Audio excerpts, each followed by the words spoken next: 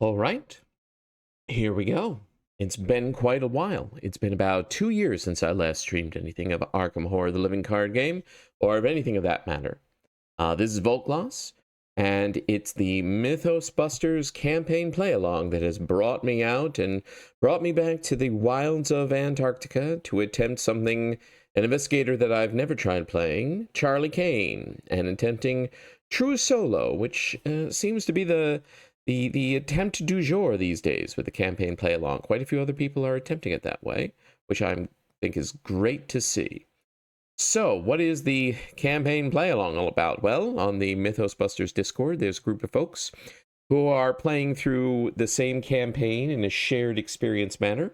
This time around, we're doing Edge of the Earth, and we're reporting on our experiences, and we are also playing with some additional little tweaks, benefits, and challenges.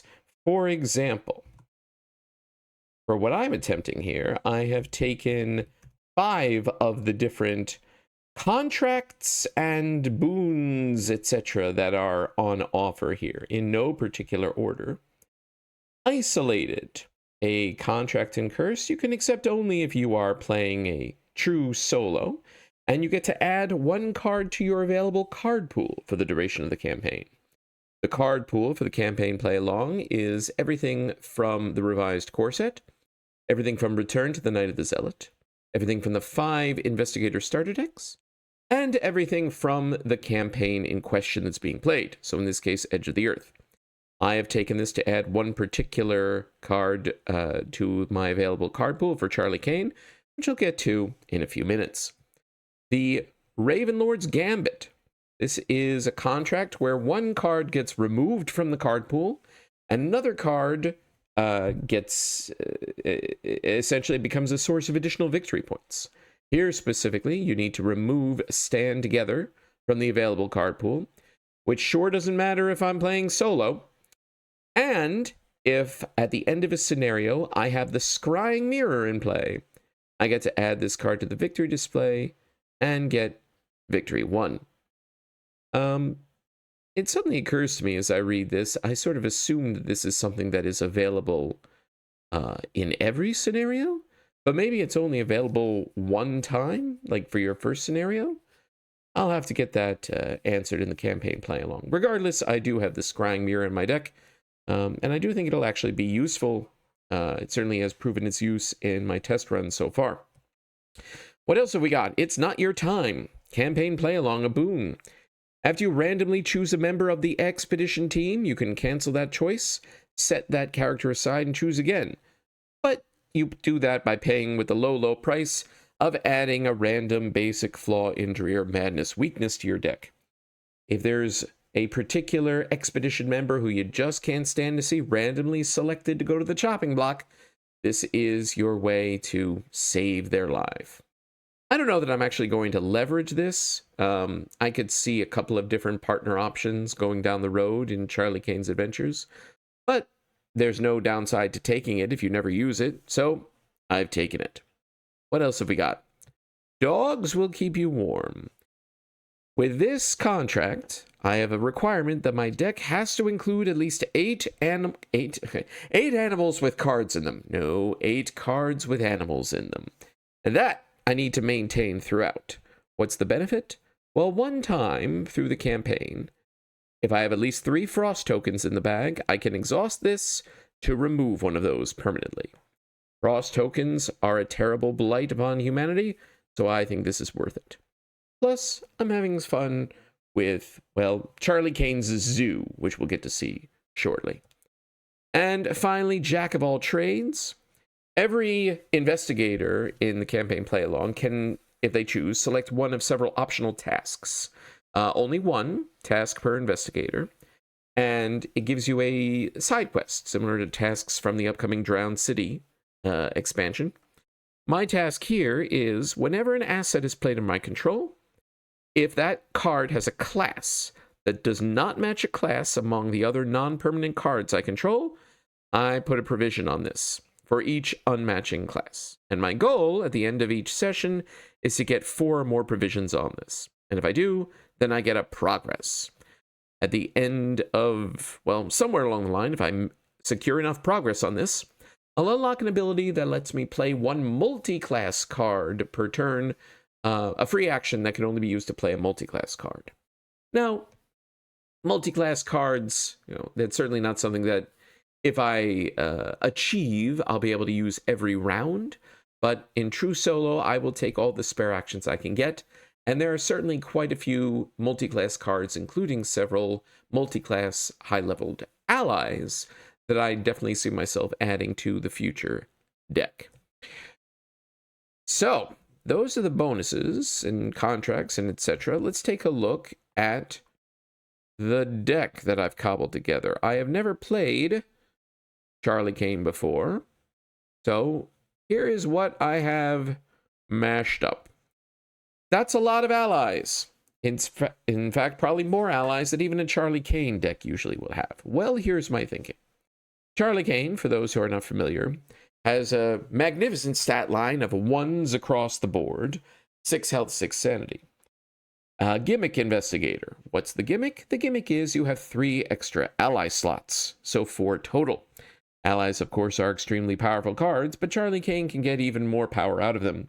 During a test, I can, as a free triggered ability, exhaust an ally to get +1 skill value, plus an additional +1 for each skill icon that ally asset has that matches the test type.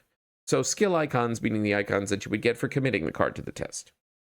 So Charlie Kane gets things done by assembling his cabinet and then exhausting them to accomplish things over the course of each round. Elder Sign effect, +3, ready an ally asset so you can exhaust them again. So we've got a bunch of allies here. But also, I have taken that contract that says you need to have 8 cards with animals on them. And while certainly some cards have animals in the artwork, or at least enormous insects or monsters or snakes or what have you, I have in fact taken creature cards.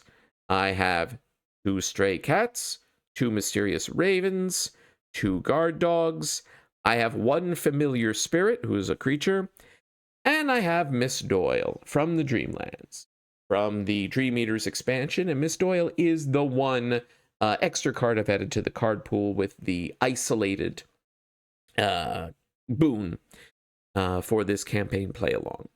I will need to keep 8 cards with animals on them through the course of the campaign, which will probably be keeping all of those, except for the familiar spirit, who I have plans for an inline upgrade later down the line. The raven and the stray cat, of course, are disposable allies, but they have extra benefit, I think, in a Charlie deck, because before they've been disposed of, they can be exhausted to boost skill tests just like any other ally. And if and when I can get the Rod of Animalism on play, which not only makes creatures cost 1 less to play, but gives 2 extra ally slots, which can only be used to hold creature assets. With that in play, Charlie Kane can have 6 allies. Full disclosure, I have yet to actually find the Rod of Animalism to play it in my test run so far of the first scenario of the campaign, but there's time for everything yet. And with more experience, time to get a second Rod in the deck. Maybe. We'll see. Speaking of experience, I have spent 3 experience because I have taken in the thick of it, giving Charlie 1 physical and 1 mental trauma, spent them on a Rod of Animalism, Miss Doyle, who is level 1, and 1 copy of Gang Up, which is, of course, designed for defeating boss enemies. Since Gang Up, depending on the number of different classes and cards you control, can go as high as +5 combat and a total of 6 damage. That's a lot. Will I accomplish that? Not likely. I have, for example, only 1 rogue card at the moment, the good old Leo DeLuca, but I have enough allies of different classes that I can, I think, reasonably get a gang up to around the 4 or 5 damage threshold, which with a particular recurring boss enemy in this campaign that keeps showing up with in solo 6 health, it's an important breakpoint to meet. I'm also taking Charlie Kane's shaving kit, his machete, and his scrying mirror. Yes, Charlie can pick 2 classes and take non-ally cards level 2 and below. and can take any ally cards from any color of any level.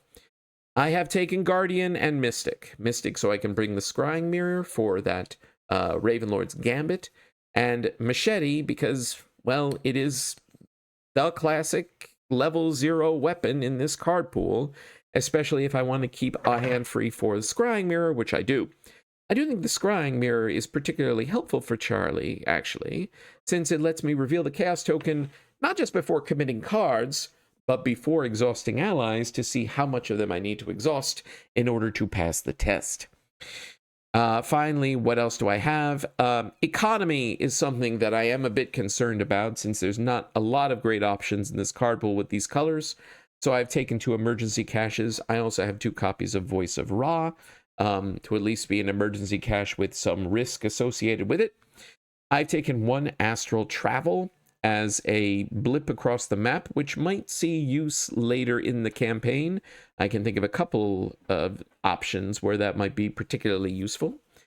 And some extra damage to dish out. I've got 2 copies of Vicious Blow as my only skills, since it adds compression to a skill instead of just doing better to pass the test. That's what allies are for.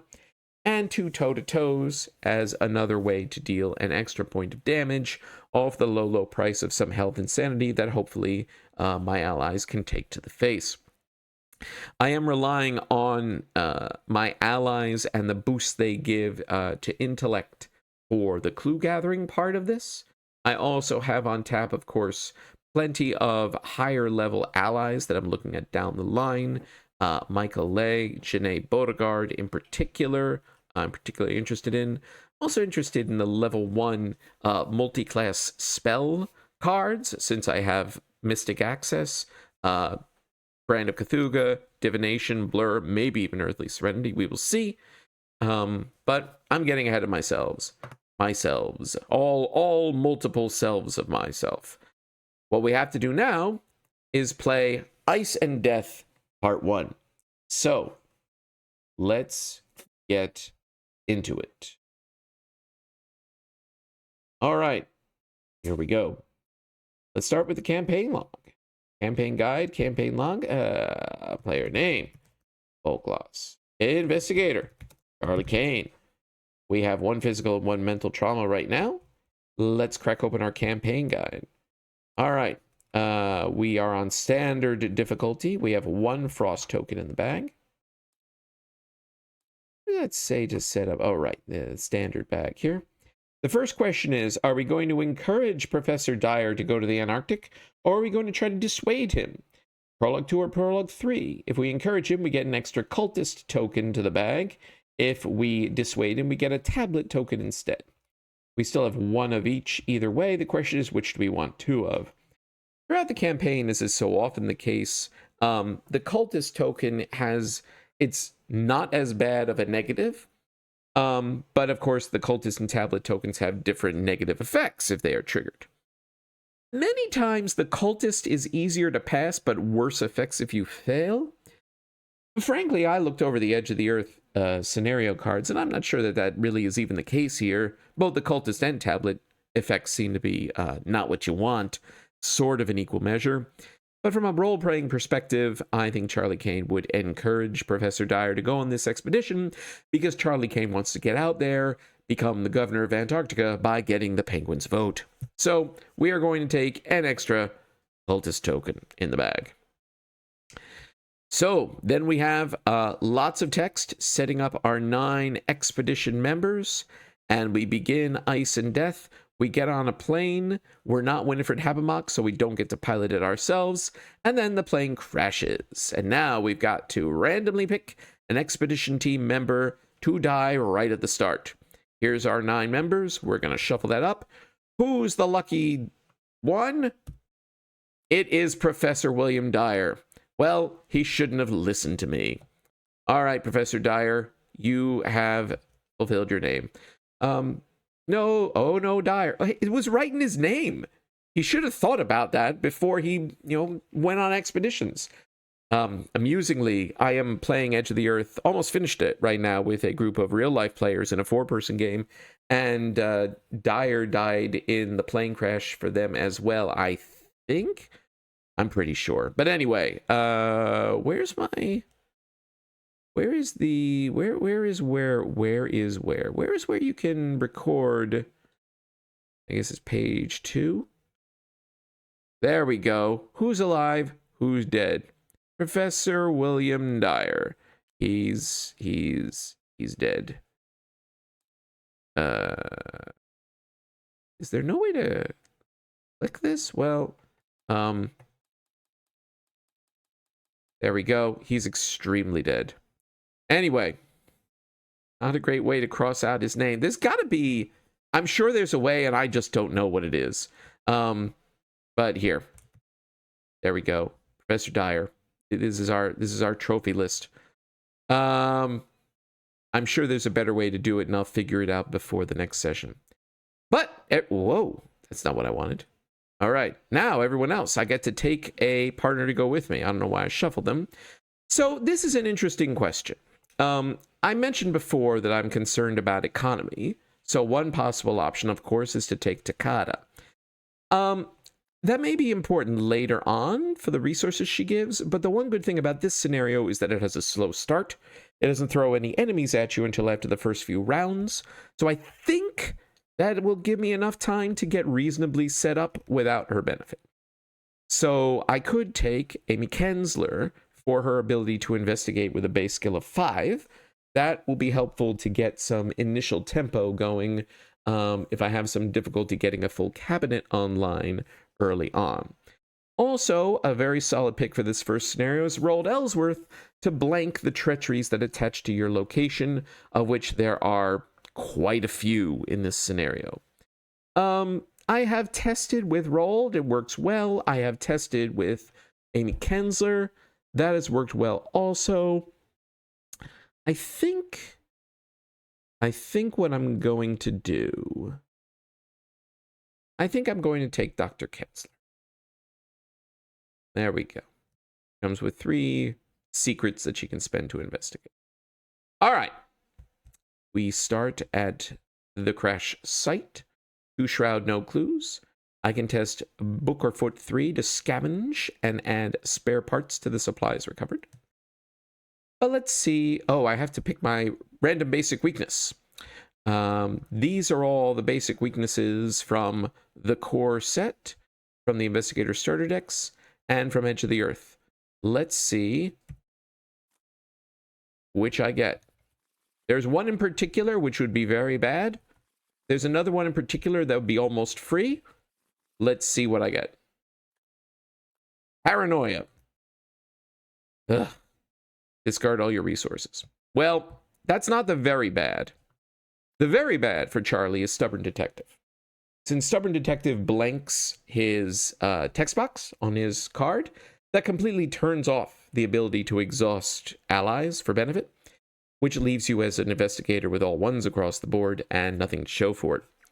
So I'm very glad to have not gotten hit. The free one would have been Reckless, since I am the only skills in... I'm hardly ever committing cards to tests. I'm getting boosts by exhausting allies instead. So that would have been free. Largely free. Paranoia, I mean, it is what it is. I'd rather Paranoia than Amnesia, but we will make do. So, with that said, let's draw our opening hand. Let's throw back Burden of Leadership. All right, what do we got? Interesting. So, we've got our machete. That's very good to see. We've got an emergency cache. That's very good to see. We've got a couple of what I would call the mid-tier allies of a guard dog and a med student. I am going to need something to help me investigate. Now, we also, though, have Gang Up. So Gang Up is, again, the tool for dealing with the boss enemy that will show up later in this scenario. The question is, do I want to hang on to Gang Up now so I don't have to feverishly draw for it mid-game? I think that answer might be yes. Now, that means, though, I would prefer to have... Well, let's think this through. If I have 5 resources, I won't need the machete until, like, turn 4. Maybe 3 if we see an Ancient Evil. So with 5 resources to start, I could play, if I kept everything, I don't know that I will, I could play Med Student, I could play Guard Dog, and then by exhausting all of them, even though none of an intellect boost, along with Dr. Kensler, who is an ally, so Charlie can exhaust her for a +1, that allows all of them to investigate at a total of 4. Even better, of course, if Kensler uses her investigate at a base of 5 and then is boosted by the other 2. So this is feasible. An early med student is fine since Charlie has a damage and horror that can immediately be healed. What I don't have here, of course, are any of my top tier allies. So Bonnie Walsh, Miss Doyle, Leo DeLuca, Greta Wagner, for example. But if I toss them back, then I might be stuck without even 2 allies. And to get started, I think I want 2 allies. So I think we're going to stick with this.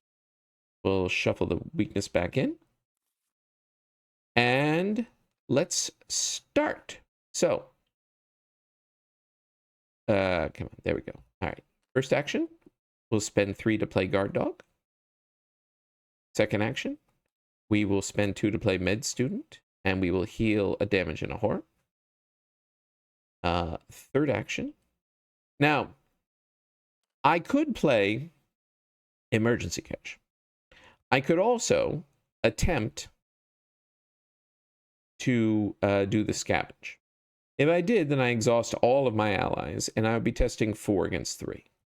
That's a reasonable likelihood of success here. Skulls are 0 at the crash site. But we can do better. So I think I'm going to spend that third action to play eCache and see what draw gets us.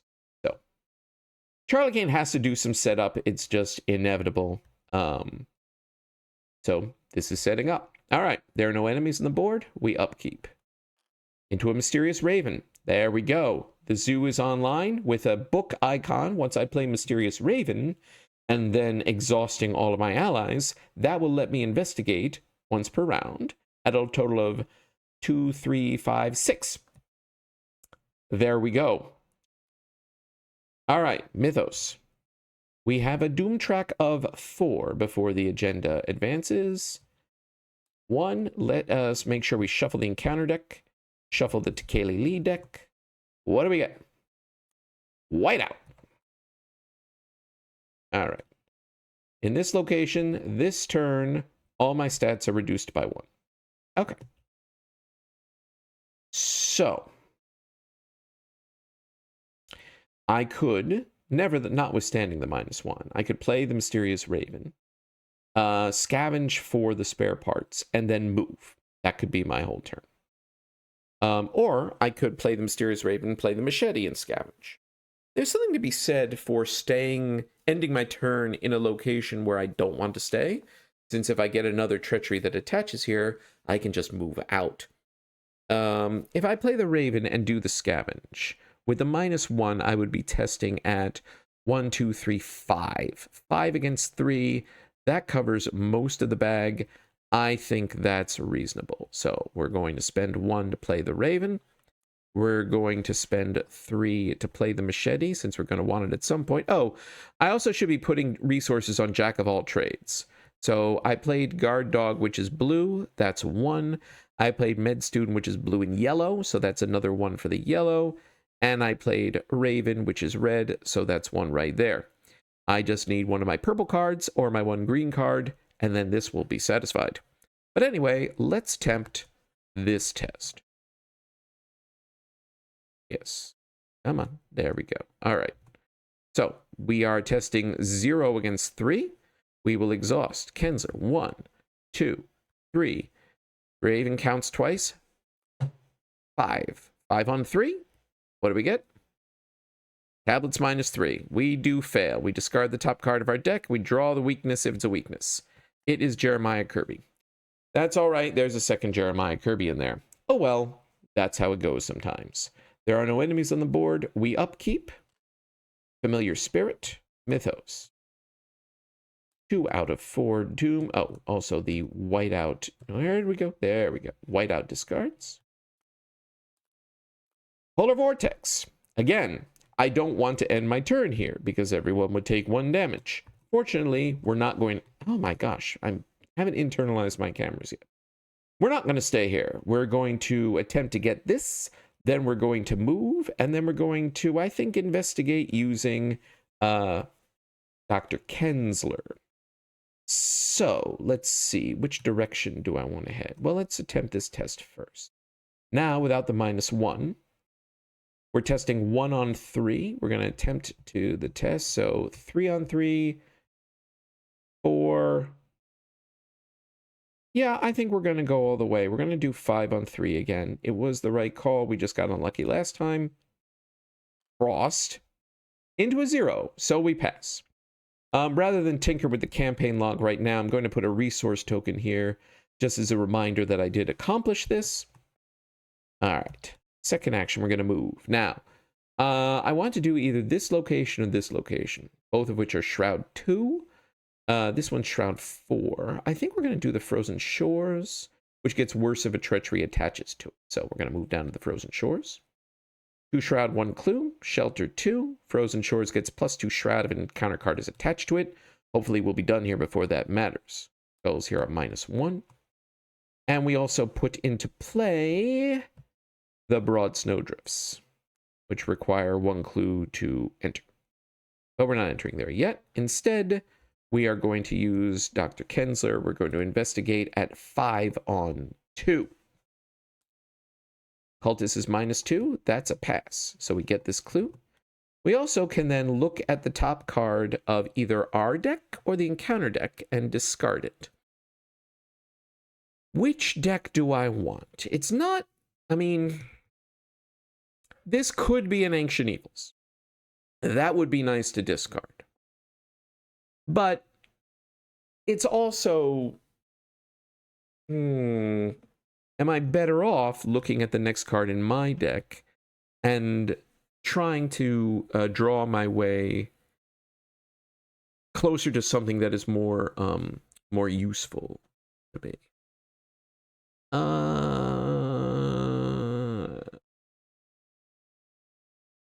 I think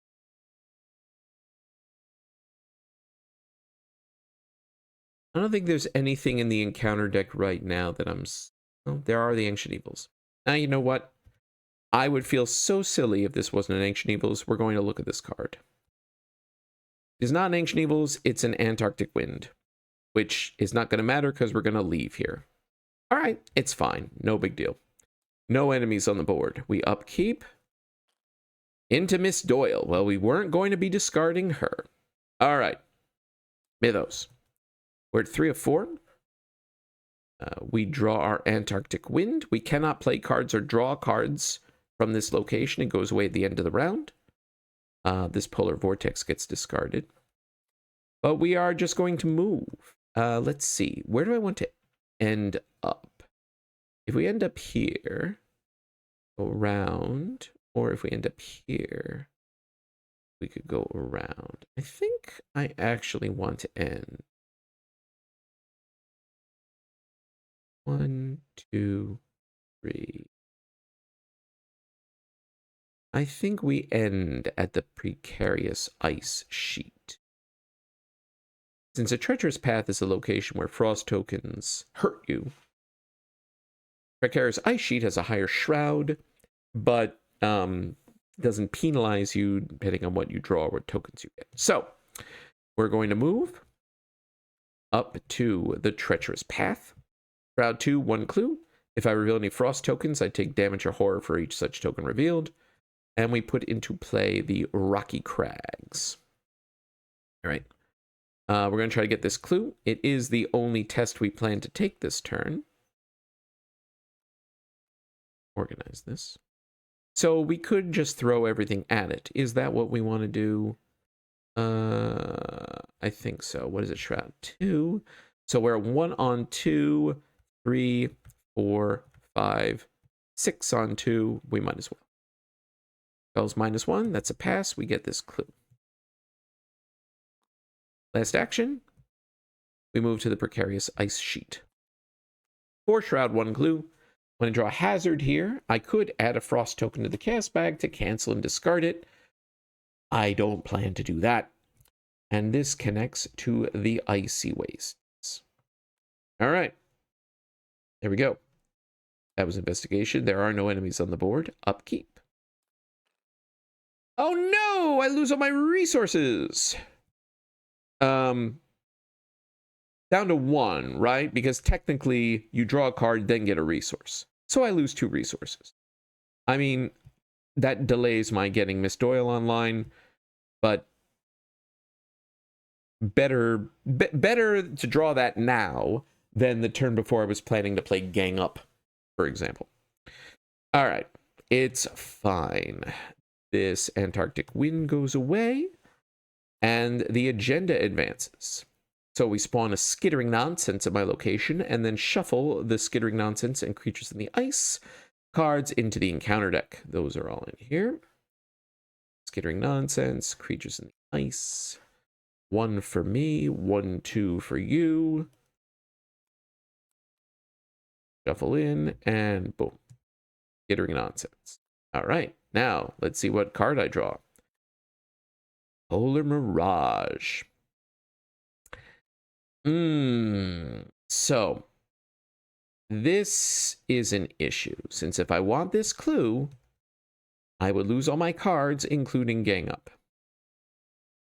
I don't want that to happen. Can I, if I leave that clue and maybe come back for it later, what will that do for my forward progress? I have 2 clues. I can enter here spending 1. There will be 2 clues here, so I could get up to 3. That's not enough then to unlock a 4 clue location. I would need to go over and unlock another one of these spend 1 clue to get here locations, which involves quite a bit of backtracking. But I may have to do it, since I don't want to lose Gang Up, especially when I'm, frankly, doing quite well in the synergy department.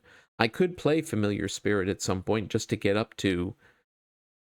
It's there because it's the other creature that was available. I don't have any spell assets, at least not yet. But with that, I'll be able to do a Gang Up of 5, and hitting the... what's the name? The Terror in the Stars, or whatever it's called, with 5 damage, then finished up with 1, would be really good. So I don't think I can afford to let this eat my Gang Up. So I may need to do some backtracking. Let's see. If I go in here, spend a clue, I have whatever, 2? So I get 1, I get both clues. 3. I could do this part if I wanted to, but maybe I circle back to it later. Then I'll have 3. Come back down here. Then I'll have 2. I could get those, come through here, and then finish things up over this way. I think I may need to do that. All right. But it is important I unlock this first before doing all that nonsense. Okay. Anyway, investigation. I'm getting ahead of myself. The first thing to do is to kill this. So if we kill the Skittering Nonsense, move here, get a clue. That is the goal, if we can. So, now Guard Dog has combat icon, so that'll be +2. So with the machete, I am already doing 2 against 2. Guard Dog makes it 4 on 2. Do I throw another 1 to cover the -3? In the next location, I'll be investigating 3, 4. I don't remember this location's shroud. It's either 2 or 3.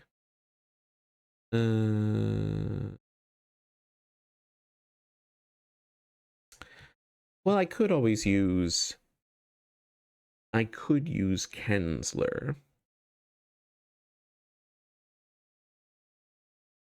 Yeah, I am going to exhaust the med student also, so that I am swinging at 5 against 2.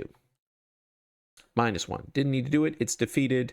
A Tekelili gets shuffled into my deck. Where are they? They're over here. Let's make sure they're shuffled. Shuffle into my deck. All right. That was my first action. Second action, we're going to move. So we'll spend a clue to enter here. Oh, it's only Shroud 2. All right. A clue. And we place a bunch of locations on the board. Icebreaker Landing over here. Barrier Camp up over here. Remnants of Lakes Camp over here. Yes. Okay. Icy Waste, Shroud 2, 2 clues. Treat the first Frost token revealed as a -3 instead of a -1. Shelter 4. So the skulls are now -2, since they are half the shelter value of your location rounded up. It's all the more important I hit that 2 breakpoint. All right. And was it 2 clues? Yeah, we are going to try to investigate. So we're 1, 3, 4 on 2. Ah, that tablet. -3. Again, we discard the top card of our deck. And it was Greta Wagner. All right, whatever. Okay, well, no enemy. Come on, no enemies on the board. We upkeep into a stray cat. Mythos, 1 of 7. What do we get? Antarctic Wind. All right, can't play cards or draw cards. Goes away at the end of the round. All right. Let's see.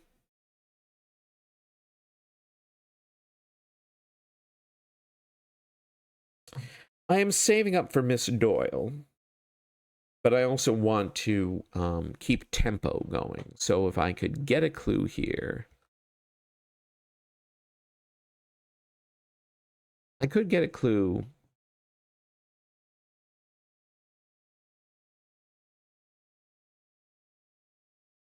Play cards or draw cards.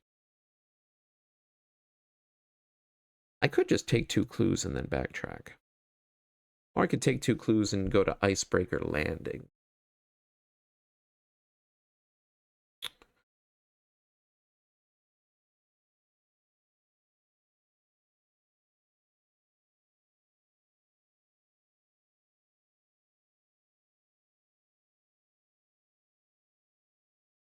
Let's see, it's Shroud 2. If I exhaust everyone but Amy, so I'd be testing 3, 4, 5 on 2, and then Amy would also let me do 5 on 2, and then I could move. Yeah, I think that's the play. We'll save Icebreaker Landing for a bit later. So we're going to investigate. So we're at 1 on 2, 3, 4, 5 on 2. +1 is a pass. Get a clue. We're going to investigate again using Dr. Kensler. So we're testing a straight 5 on 2. -1's a pass. We get another clue. And I am going to look at the top card of the encounter deck. There we go. And Ancient Evils. We'll discard that. That feels good. And then we're going to move. All right. Good. Got him. Yeah. Should be an achievement for getting Amy Kensler to discard an Ancient Evils. All right. Anyway. Right. Yes. What? Oh, hello. What? Hello? I don't know what I just did there, but we're not going to question it. There are no enemies. We're going to upkeep. Leo De Luca. It would be nice at this point to start seeing some of my other eCash or some of my Voices of Ra. The 6 damage gang up is suddenly a possibility. Interesting. All right. Mythos. 2 of 7. Stuttering there.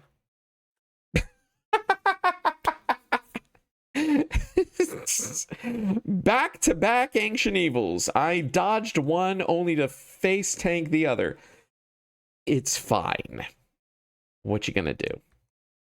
I'll tell you what you're gonna do. Yeah, what are the chances? I mean, it's getting better all the time, they say. All right, so we're going to move twice and investigate. Is what? Well,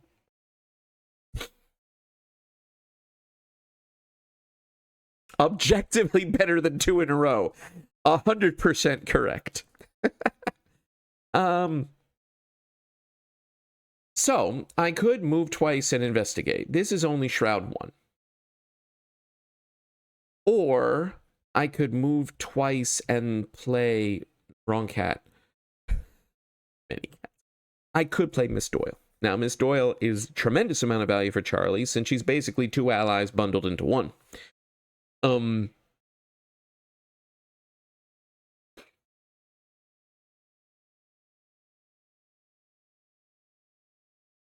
Since it's only Shroud 1, I am less concerned about needing to investigate twice here before moving on.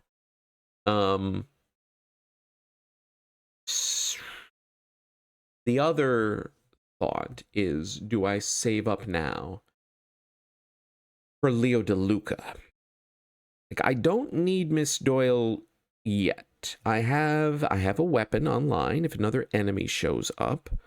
I have Guard Dog, so I have, you know, I'm swinging at a reasonable, what, 1, 2, 3, 4, 5, 6, 7 if I exhausted everything, which I don't want to have to do, but it's there. It's an option. Getting Leo DeLuca online and getting that 4th action would be real nice. I think I'm going to wait, especially since I've already seen Paranoia. So we're going to just advance the board state. We're going to move twice into the Broad Snowdrifts. We're going to spend 1 clue to do so. Broad Snowdrifts, we put into play these, what are they, Snow Graves and the Crystalline Cavern over yonder way. My constituents, we gotta get the Penguins' vote. No, I'm not going to add a Frost token to the Chaos Bag to get 1 extra clue. Tempting as it isn't. 1 Shroud, 2 clues. Let's try to get 1. We're going to just exhaust everybody. 3, 4, 5, 6 on 1. -1. That's a pass. We get a clue. Come on. Getting some performance stuttering here. All right. There are no enemies. We're going to upkeep into toe-to-toe. All right. Fine. I mean, that works nicely with Guard Dog. Yes, we are out of all the politicians running for office into Antarctica, we are objectively at the top of the penguin polls. Mythos, 4 out of 7. Dark Aurora, willpower 3. Take 2 horror if you fail. For each Frost token revealed, take a horror. Wow, we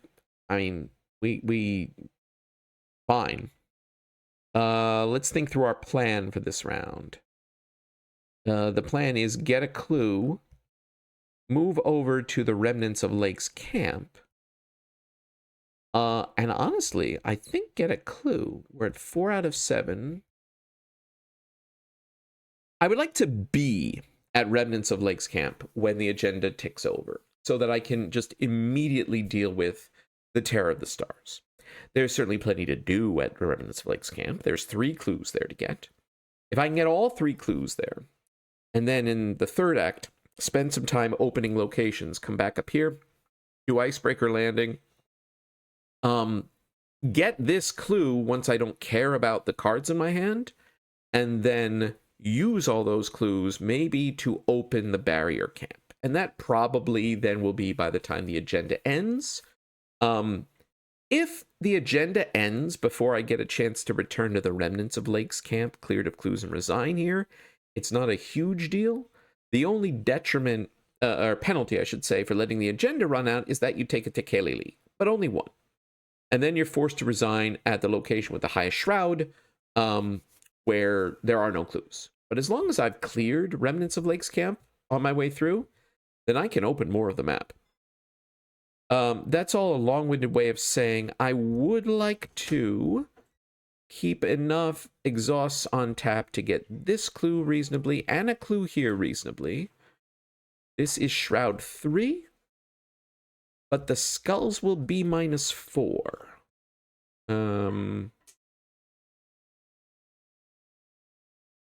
I also... It'll be 5, 6... Or I could do the... Well, so here's the other thing. Or I could do the Snowgraves. The only issue with the Snowgraves is that to get the supply in the Snowgraves, you need to take 3 Tekeli leaves. I kind of feel, well,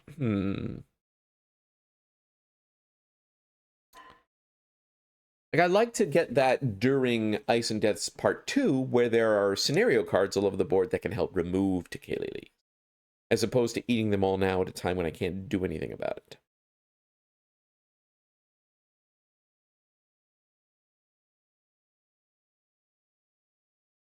I think I'm going to leave the Snowgraves for now and try to handle those in Part 2. I've lost some tempo by having to move around the Polar Mirage and do some backtracking.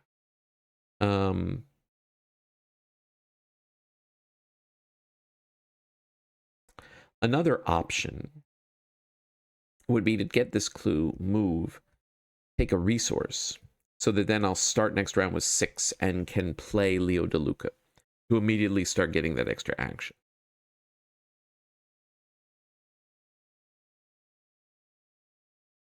That might be the play.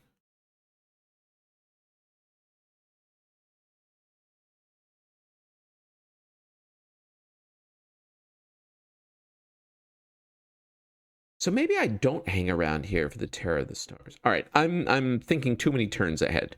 We've got a Mythos card here. The point is, can I exhaust folks to deal with this reasonably? And I think that answer is yes. This is only Shroud 1. And I could move and take that resource to then be able to get Leo DeLuca online. I will need to make sure I have the necessary 3 resources to play Gang Up. But I should be able to. Yeah, that should be fine. A Familiar Spirit first. Make it 6 damage. Discard the Raven. Get a clue. All right. Anyway. As long as I keep, what, 4? So, investigating here, 3, 4, 5. If I do the med student, 3, 4, 5, 3 on 1. I could commit.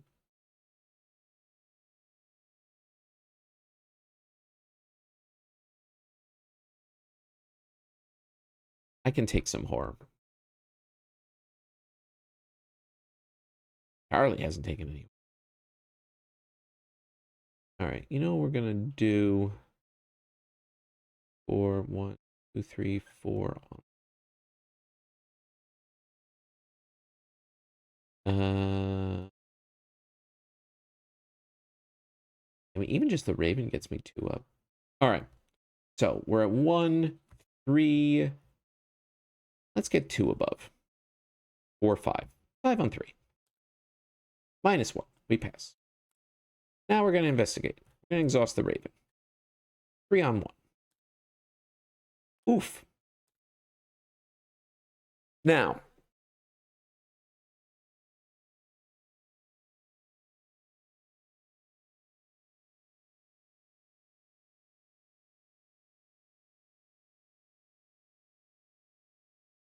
I don't want to lose tempo by hanging around here.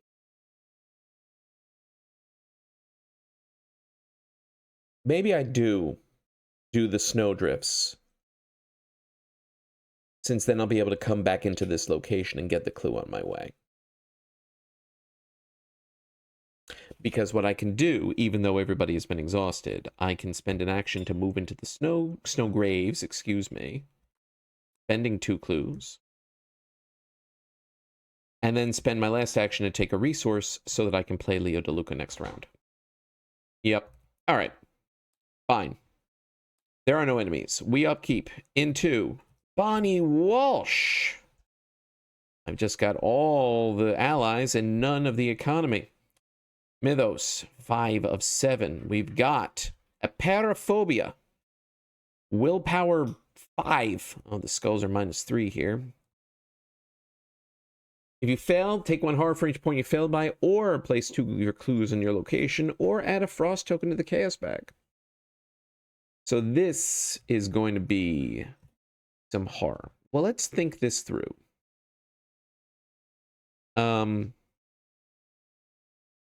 I'm going to play Leo DeLuca and try to get both of these clues.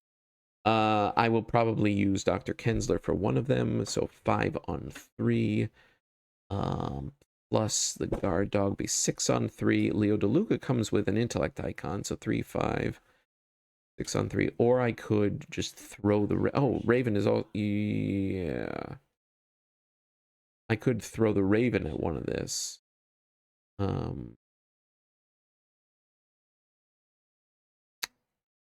Okay, so Kensler, 5 plus 1 would be the guard dog.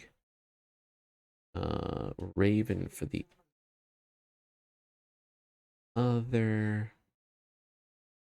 Raven doesn't take an action.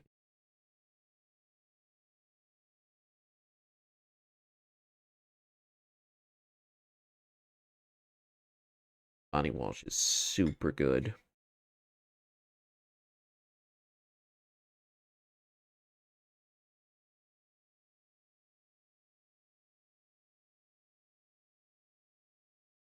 All right. We're going to...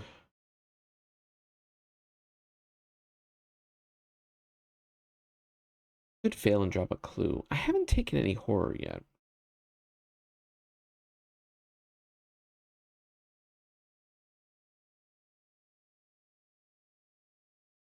All right. We're going to exhaust the med student and the guard dog. So we're testing 4 against 5. And the point is to reduce how much we fail by. Eek. So we get it to Kaylee Lee. And we failed by 3. So it would be 3 horror. I mean, not great. But we do have other allies that will get online who can soak some. So I think Charlie's going to take this on the chin. And we get a Kaylee Lee. Shuffle into my deck. All right, not great. Is what it is. We are going to play Leo DeLuca. Boom. And that completes our Jack of all trades task as well. We're going to use the Leo DeLuca action to investigate. We are going to use Dr. Kensler's last secret. So 5 on 3 will exhaust the Raven to make it 7 on 3, excuse me. 7 on 3. Oh, we needed it. -4. We pass exactly and get a clue. Now, we are going to sack the Raven, nevermore. Take a horror, which will go on Leo DeLuca. To get this other clue, we'll do the Snowgraves thing. The green soapstone is worth it. The Kaylees suck, but the green soapstone is worth it. So we're going to shuffle 3 Kaylees into our deck. 1, 2, 3. Brilliant. Love it. You don't hate, you do hate to see it. Now we're going to move back the Broad Snowdrifts. Our Doom at 5. That's good. And with our one more action, we are going to try to get this again. Amy Trigger. Amy Trigger, thank you. Yes. What's coming up? Polar Vortex. That's fine. We're not going to hang around here. Thank you. Thank you. I appreciate the call out. All right. Last investigate, Leo DeLuca comes with an intellect icon. So we're 3 on 1. Do I have anything to commit? Come on. Nothing I want to. 3 on 1 is what it is. Let's do it. This tablet is going to be the death of me. We discard a toe-to-toe.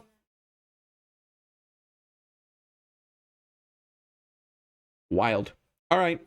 Whatever. It's fine. Everything's fine. No enemies on the board. We upkeep into my scrying mirror. Okay. Good. Mythos. 6 of 7. We know we are drawing a polar vortex. We just need to not be here at the end of the turn. So, finally, this is the most stubborn one-shroud clue I think I've ever encountered. So, we're going to be here, Lake's Camp. We're going to get this clue. We're going to move in here. We're going to take a resource so that we have 3 to play gang up next round. We will be 1 short of getting the fabled 5 gang up. Oh, we lost one because the Raven. I didn't even think that through. Well, not a huge deal. Our gang up will do 1, 2, 3. It'll do 4 damage since I have 3 classes online right now. And then I can do the rest with Machete. So, not a huge deal. That does leave one other action to do something. Maybe get a clue at Lake's Camp. All right. So here the skulls are. Whoop, no, they're only -2. All right. So testing 1, 2, 3.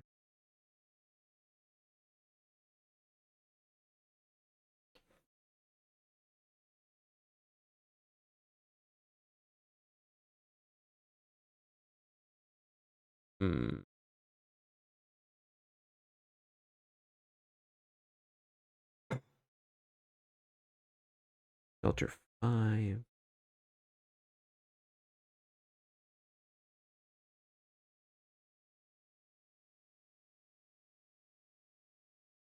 It would be handy to get a 4th ally online.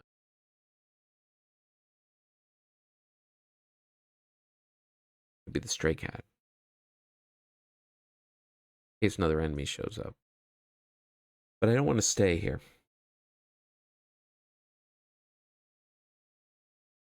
Because the Terror of the Stars is fight 4. A +3 gang up will be 4 on 4. I am going to need to commit. I have a toe-to-toe. Toe-to-toe will do 2 damage and 2 horror. Guard Dog can absorb. Med Student can absorb. Hensler can take some. And it's not great.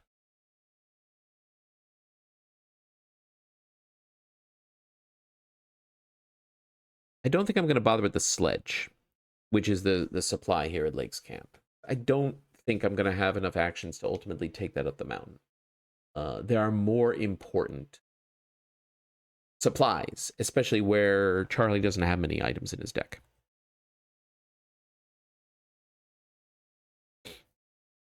What will he do with his other turn?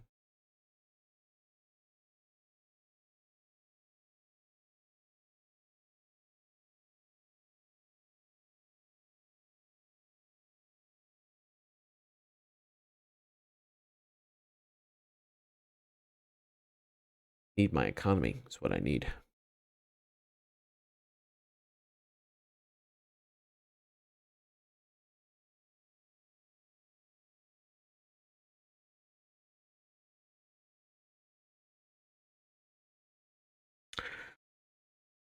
I think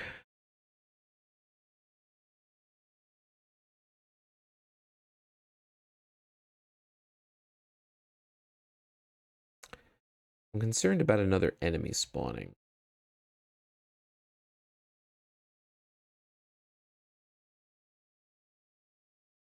But I don't think there's a tremendous amount I can do about it.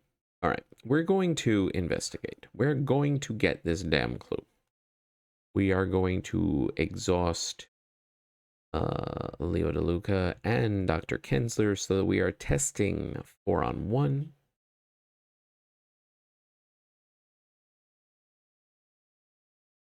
Yes. Come on. -1. We get the clue. All right.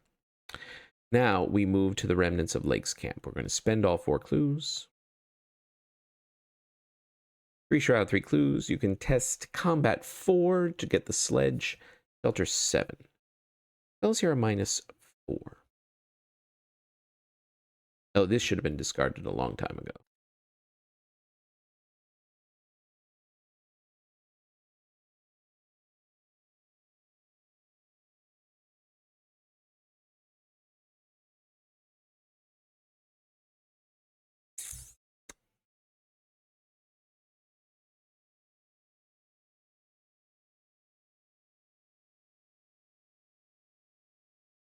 I need one of my resource cards. I'm thinking about moving on. So the Terror of the Stars lands here. I'm just concerned. Even though I have enough to... If I take a resource, I'll have enough to play Gang Up. It isn't quite enough to kill, you know? Not quite enough to kill.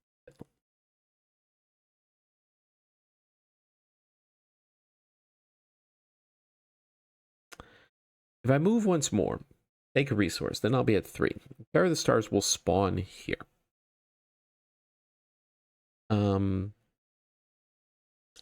Next turn I'll be at 3. But it'll just move in on me. No, I think I need to make a stand. It has retaliate. I have the toe-to-toe. No, all right. We're going to take a resource because we need it for Gang Up.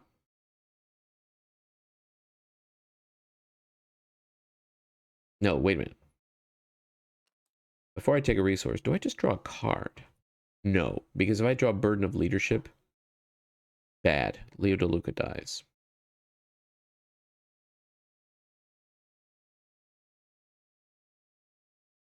Need more economy. I think I'm just going to take 2 resources. Shroud 3. There's no point in investigating 3-on-3. All right. Not great, but I think it's what I have to do. Upkeep. Another stray cat. Mythos. This advances. The Terror of the Stars spawns at the revealed location with the highest shroud value, which is where I am. I know it's massive, but I'll just put it here for ease of dealing with it. All right. 0 visibility. All right. That's fine. I was worried I'd get a stack of enemies suddenly. This is not an issue. Polar Vortex goes away. It is an issue for the Polar Mirage, so I'll ultimately want to deal with it. But all right. So this bozo. 4 combat, 6 health. Yeah, you indeed. So, a Gang Up. I'll be attacking 4-on-4. Guard Dog, Med Student, Kensler. 8-on-4. 4 damage, and then I could toe-to-toe. Now, 2 damage and 2 horror is not nothing, obviously. Charlie could take 2 damage.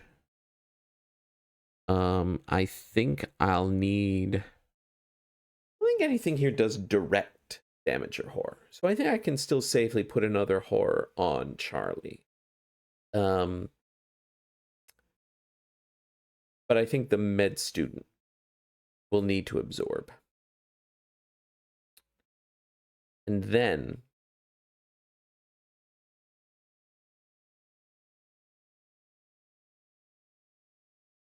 I think we build our resources back up to get Bonnie Walsh, at least Bonnie Walsh online.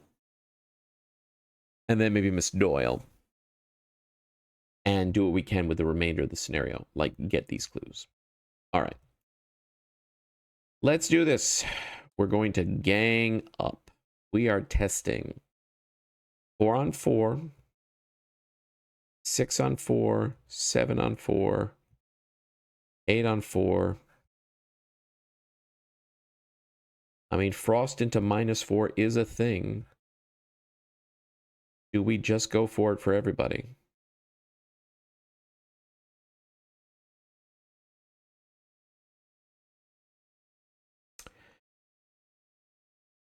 Does not have palliate. Yep.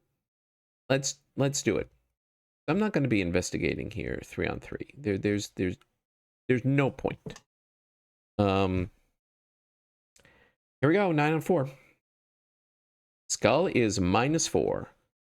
We pass. We do 4 damage. Boom.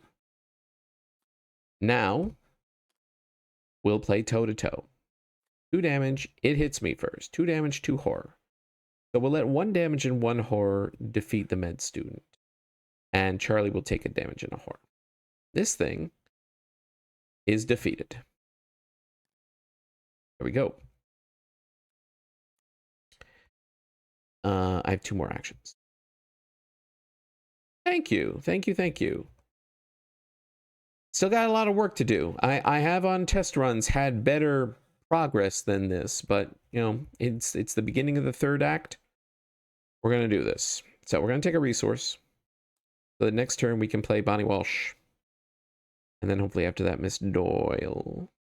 Again, I don't want to draw because Burden of Leadership will nuke Leo. Will nuke and the guard dog. We don't want that. I think I'm going to take another resource. Do I want to play? No, I don't want to play I do want to play a stray cat. Because that will help me to maybe pass the 0 visibility test. I'm going to play a stray cat. And now we're going to test this. 3 on 2, maybe. Nah, not so much. Fine. There are no enemies. Upkeep. Tekelili! I mean, I guess that's why I played the stray cat. Fine. All right. 1 doom. Let's do this. Come on. Kindred Mist.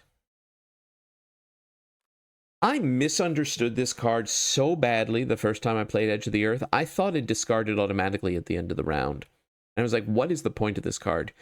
The actual point is that it hangs around and it only discards when its effect actually triggers. That said, sadly, I need to hang around here for a little while, but at least it's not a, you know, nuke everybody or you can't play cards type thing. All right, now let's stabilize. And by stabilize, I mean take some resources and play some cards. It's Shroud 3. If I take a resource, if I play Bonnie Walsh, then using Bonnie, I could investigate, let's see. Bonnie gives a +3. So 4, Leo 6, 7. That would get me 4 up. And then I could do again 1, 2, 4 on 3.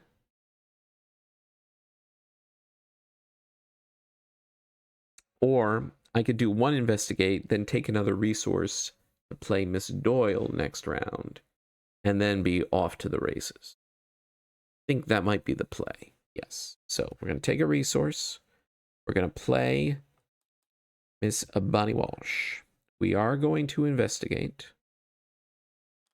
So we are testing as 3. So 3, 6, ready Leo. 6 on 3.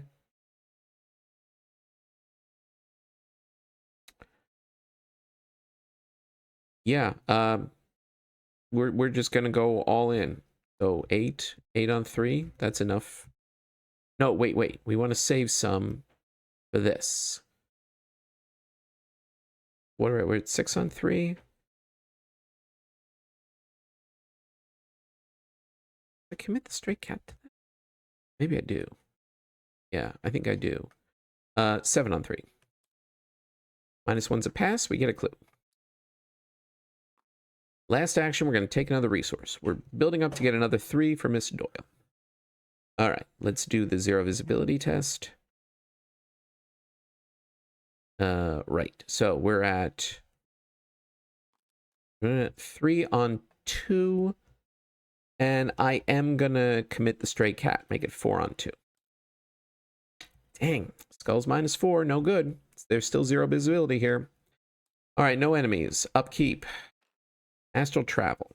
Expensive. 2 of 7. Paraphobia. Oh, my goodness. Oh. Willpower 7.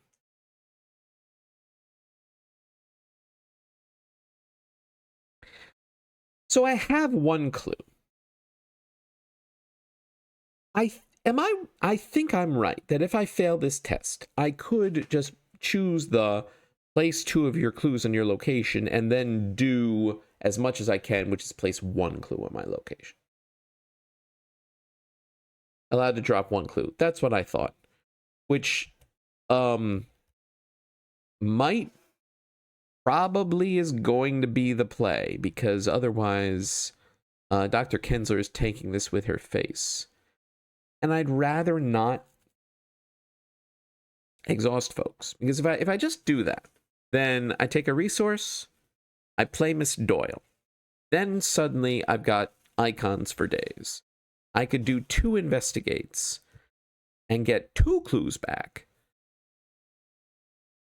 Still have the 0 visibility, which will make it harder to leave here, which I do need to be mindful of. 2 of 7. It's lower than I'd like to be going.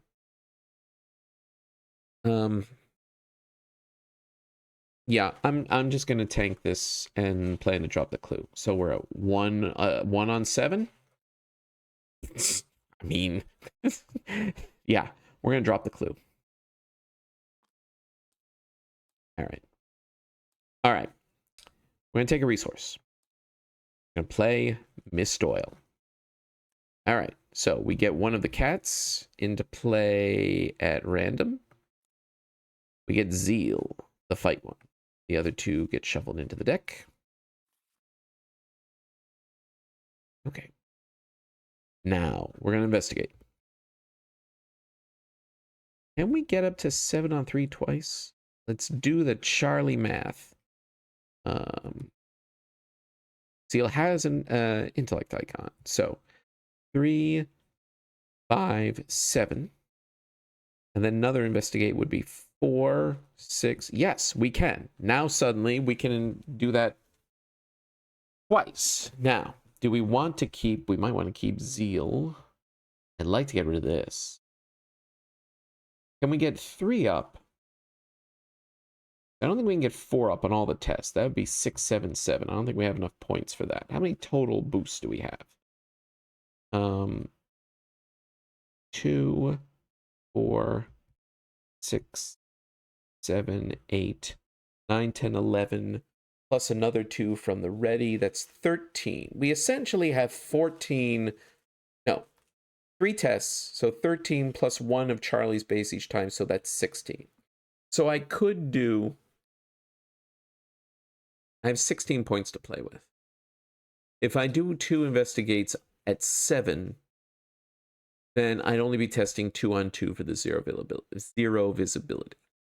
If I investigated at 6 for each, then I'd have 4 against the 0 visibility. Or I could do 7 for 1.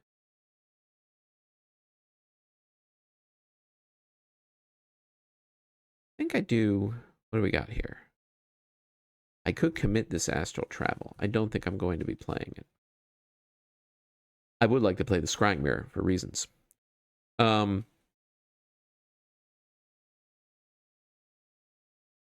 Let's make sure we get a clue. This is my...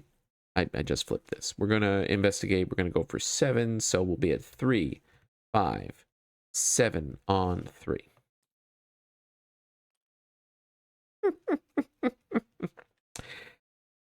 Chaos bag. Get other ideas.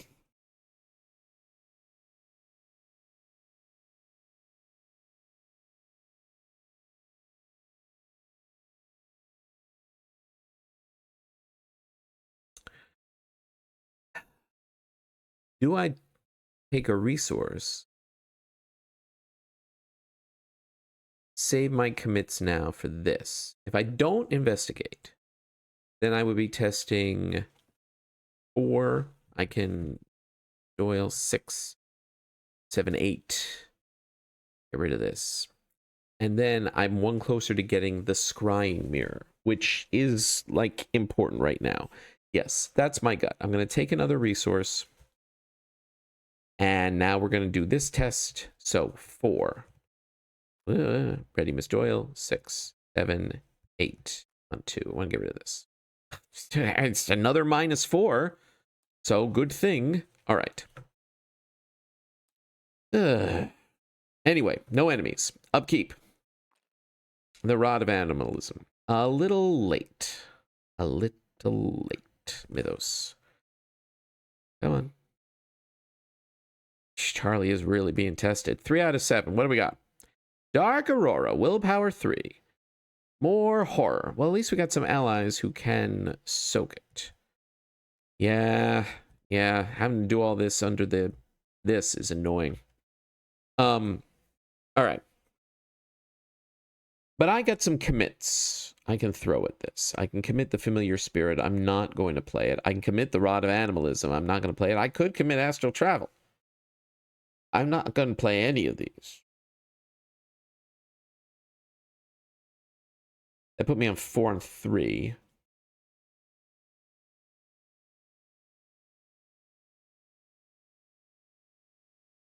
Oh, willpower. Here's the question mark.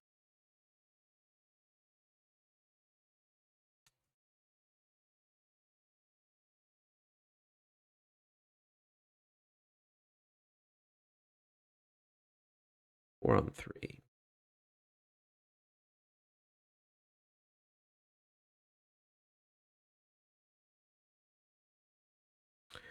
I am going to commit all these willpower cards.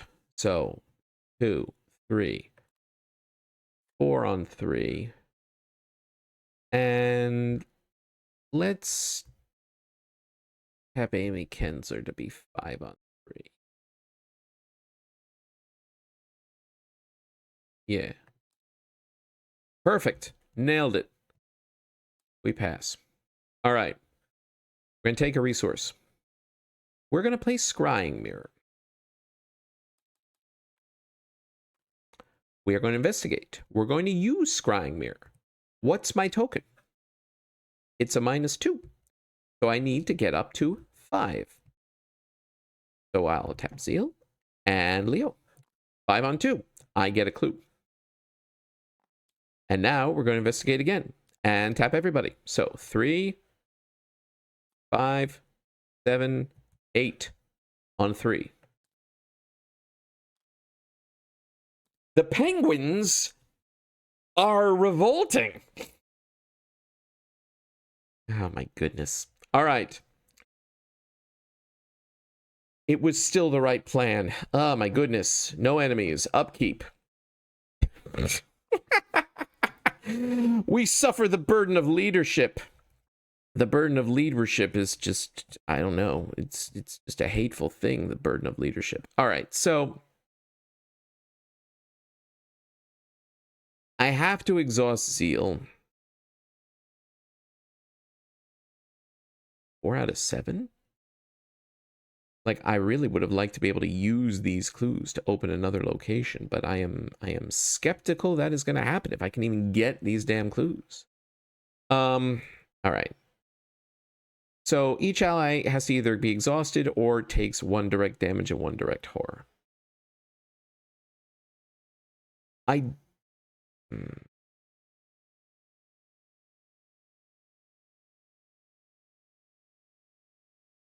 2 clues.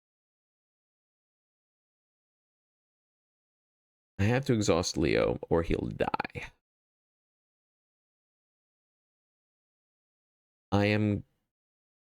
Yeah, I'm going to exhaust the guard dog. I think Bonnie and Miss Doyle, I need them active. They are both going to take a damage and a horror. And Dr. Kensler.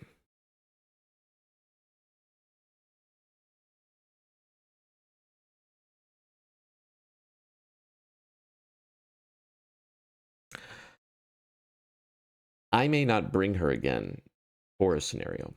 She's going to take a damage and a horror as well. Oofed.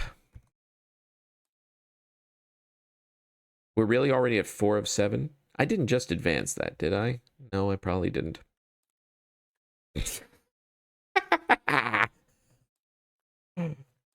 Suddenly, we have 2 turns left. We're going to investigate.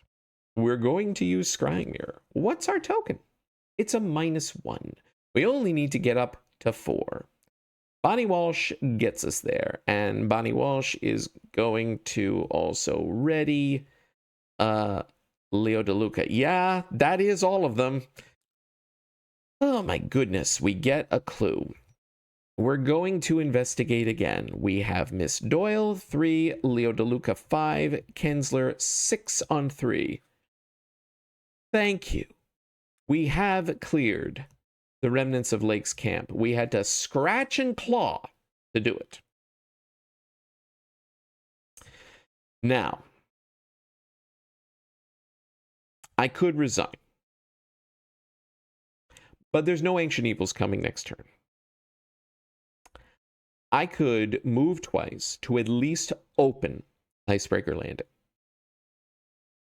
And then I could, next round, if unimpeded, big if, move, resign. Yes, I am going to do exactly that. So we're going to move up to here. Turns out we never had to deal with this Polar Mirage, although it certainly sent us on a merry-go-round. And we are going to open Icebreaker Landing. So, been 2 clues to do that. In a perfect world, I would have been able to get those 2 clues and then use them plus this clue to open the barrier camp, but there was just too much tempo loss from all those autofails. I should have... That's weaknesses. Weakness is not in my deck. I'm like, what is this 18 cards? They take Haley Lee's? I don't want those. What was I saying? Something. I don't know. It must not have been very important. Oh, I forgot to pull out an autofail tracker and an Elder Sign tracker. I'll have to watch the footage and see how many I pulled. There was at least 2 autofails because they sure fell back to back. Anyway, I'm rambling. Let's get this done. There are no enemies. Upkeep. An emergency cache.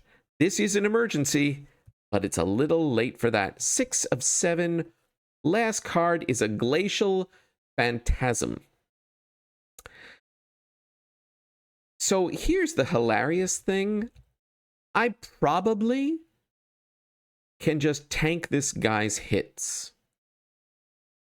Yeah, oh, there's a tracker built into Tales of Similar. I know that there's one that I could spawn. I just forgot to do it. It's like over here somewhere, isn't it? In this fan-made accessories? Yeah, this... Yeah, I should have brought these out. I just, yeah. I'll watch the footage, and then when I do the next... When I do Ice and Death Part 2, which I am going to do... Come on. Whatever. We'll deal with that later. Oh, there's one that gives you a report? Where's that one at? I'll find it later. Right.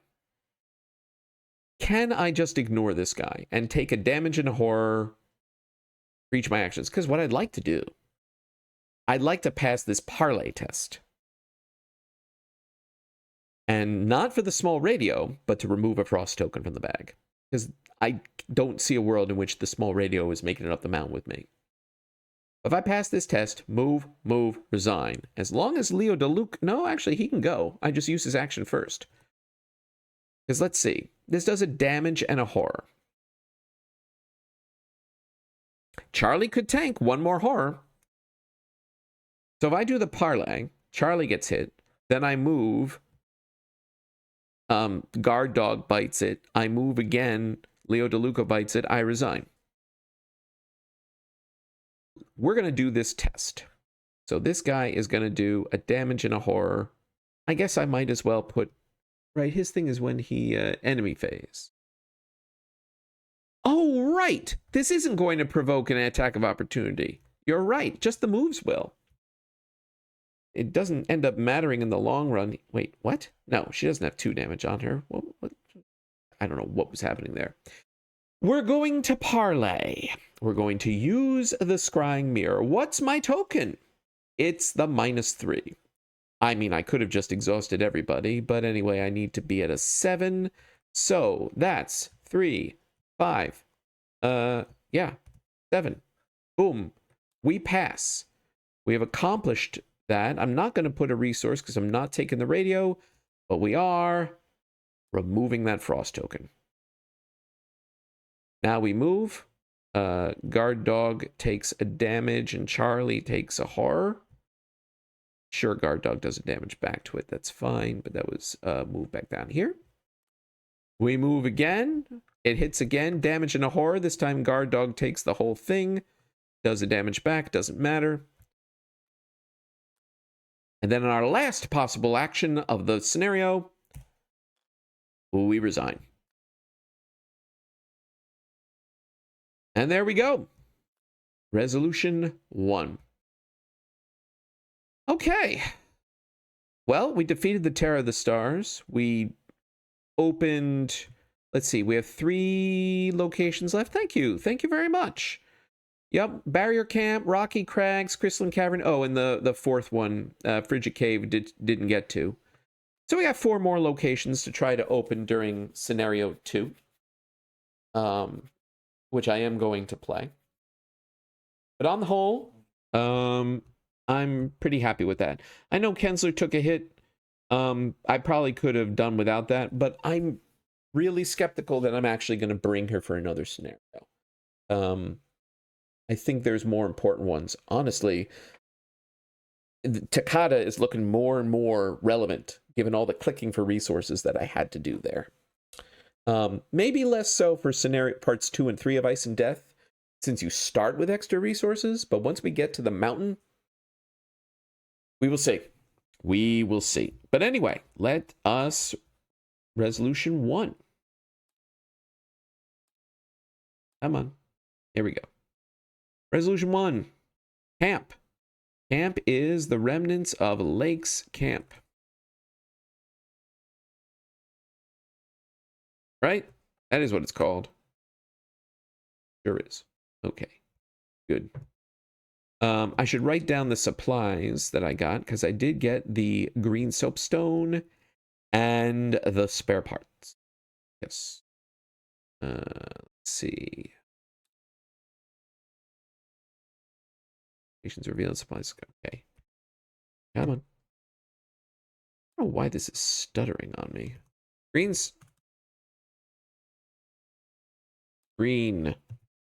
soapstone. Spare parts. Locations revealed. I mean, I'll write that down later. I know what's revealed and what isn't. Right. Shelter value is 7, so I earn experience. So I get 7 plus 1 from the Terror, plus 1 for Scrying Mirror, so 9. Oh, I see Quick Learner in the chat. Thank you. As an organizer, the Raven's this thing, Raven Lord's Gambit, is that active every scenario? Like for every scenario I end with the Scrying Mirror, it's another victory point, or is it just a one-time thing? Every scenario. That's what I like to hear. Thank you, thank you. All right. So that'll be 9 victory. What do I do with it? Well, I will need to think. Where the heck? I'm just... There we go. Unspent experience. 9. All right. Reservations of Lakes Campa. 7. Okay. D. What is happening here? Stop it. Technically difficult. All right. Right. So 7 plus 1 plus 1 is 9. Checkpoint 1, the disappearance. All right. So shuffle the investigators, randomly select 7 to be safe, and one of them is not going to be safe and will have disappeared. Let's find out who that is. Since Professor Dyer is lived up to his name and is dead. Oh, I need to put Kensler back in the set. And I need to write down that she took some damage there. You know what? Hang on. I can't. Whatever. It's fine. 1 and 1. Dr. Kensler. All right. Right. There we go. All right. We're going to do it the way that it says. We're going to select 7 people to be safe. Tension will mount. 1, Danforth. 2, Takada. 3, Cookie. 4, Elia. 5, Rolled. 6, Claypool. 7, Kensler. Dr. Sinha is MIA. I don't think I can... Ah, my goodness. Stop. Can I make this negative? I don't have a way to mark this. 1. All right, I'll just write this down here. Dr. Sinha is MIA. Can we save Dr. Sinha? Do we care about saving Dr. Sinha? I think so. Without her... with Dyer dead, I'm going to get the possessed weakness, if I remember correctly, once we get to scenario 3. And I think Sinha is what prevents you from getting the frostbitten weakness. So I really would like to save her even if I never use her, just so that I don't have both of those weaknesses in my deck, since I'm going to be stuck with one of them. All right. Right. So that means I am going to play the next part of the scenario. And that will be for next week. Probably will do parts 2 and 3. I need to plan my strategy. I need to decide what to spend my points on. 9 points. I will probably take at least one of the level 5 allies. What's his name? Michael Lay comes to mind. Janae Beauregard, tabooed to 5 as she is worth, also comes to mind. There are also some more level 1 cards I'm interested in. I could augment my enemy management capabilities by taking the level 1 spells. Brand Cthulhu, Blur. I could take Divination. Probably not Earthly Serenity, although of course it's always an option. I could upgrade Leo DeLuca to level 1. And there is one aspect of the deck that didn't come through in this scenario is I have taken 2 copies of Jeremiah Kirby.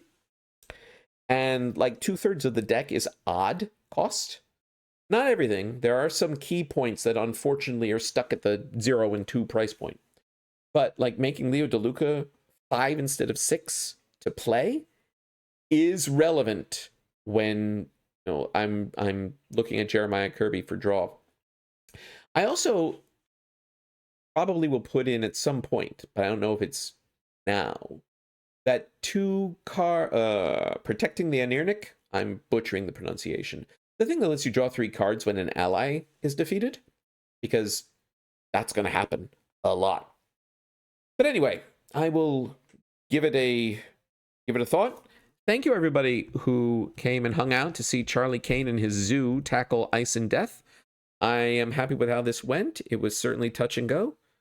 And I'll wrap it up here. Enjoy your own campaign play-along scenarios, everybody, and good luck out there.